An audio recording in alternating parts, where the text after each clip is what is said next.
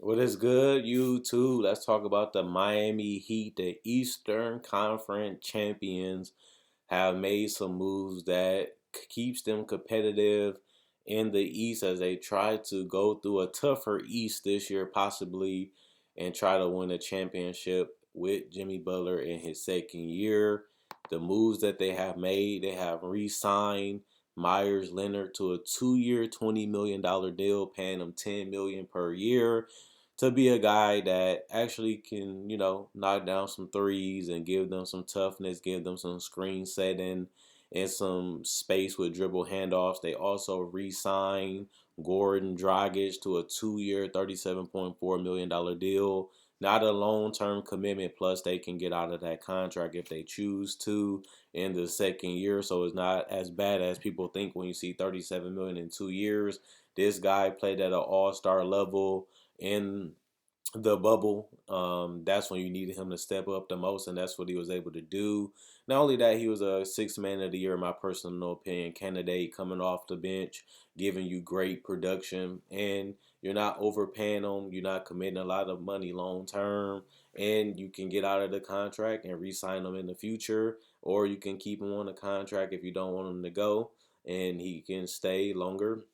Not only that, they did sign Maurice Harkless, a guy that has bounced around but is a solid wing in the NBA. Not a starter, not a franchise changing guy, but he is a rotation player. Can guard multiple, positions. Can also play multiple positions, and they have a gluttony of wings.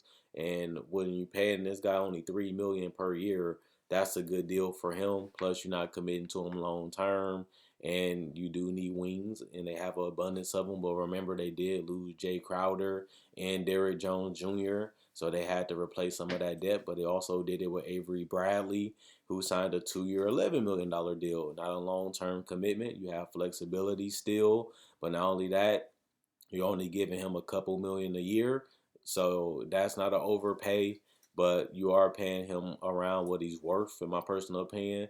And then obviously you look at the fact that they had to find a way to stay competitive in the East. They had to find a way to match the talent that they lost, and I don't really feel like they got worse, which is a good thing. And Goran Dragic is a huge part of their identity and their team right now, and they was able to retain him while also being flexible.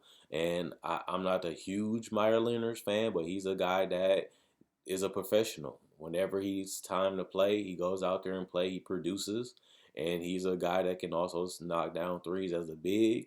And like I said, Maurice Harkness, I'm not the happiest guy with him, but the fact that you lost a couple wings and you're not paying them nothing but $3 million, that's a good value for what you would have been paying for Jay Crowder and what you would have been also paying for Derrick Jones Jr., who both got way more money than Maurice Harkless.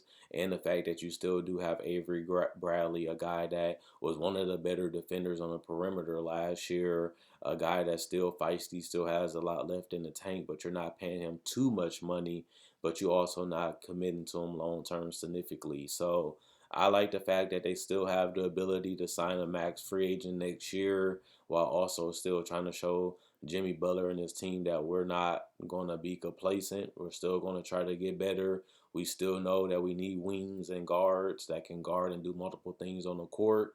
And I feel like they was able to check all those boxes at the end of the day. Now it's just about how the team grows and how the team continues to get better with trying to develop their young guys, and hopefully they can outplay their rookie contracts, and seeing if Jimmy Butler can take his game to the level that he took it in the finals in a regular season and in the playoff next year. I'm not too worried about Dragic's injury just because this guy has a game that is very mature. He knows his game. He can get to his spots. He can hit the three from time to time, but you're not asking him to be a superstar. You're not asking him to be an all-star. You're asking him to be a player that can come in and do damage. That's what you need him to do. You don't need him to carry the team. You don't need him to be a franchise guard like they needed him to be years ago. He's not that anymore, and you don't need him to be that anymore. And they paid him like that accordingly. But not only that, they still was able to retain him,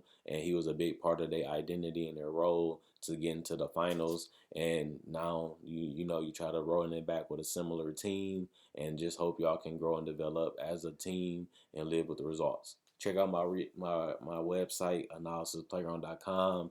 Link will be in the description, comment section below. Check out my Facebook page, analysisplayground.com. Link will also be in the description in the comment section below. Like on Facebook to show support. Thanks for everybody liked on Facebook already. Not only that, I do make videos of breakdowns of legends, rookies, and players, and also summer league coverage, free agency coverage, trade deadline, obviously season previews, top 10 lists, playoff predictions, and other news. And I do upload every single day. So if you love basketball, you can't get enough, this is the channel for you as I do that.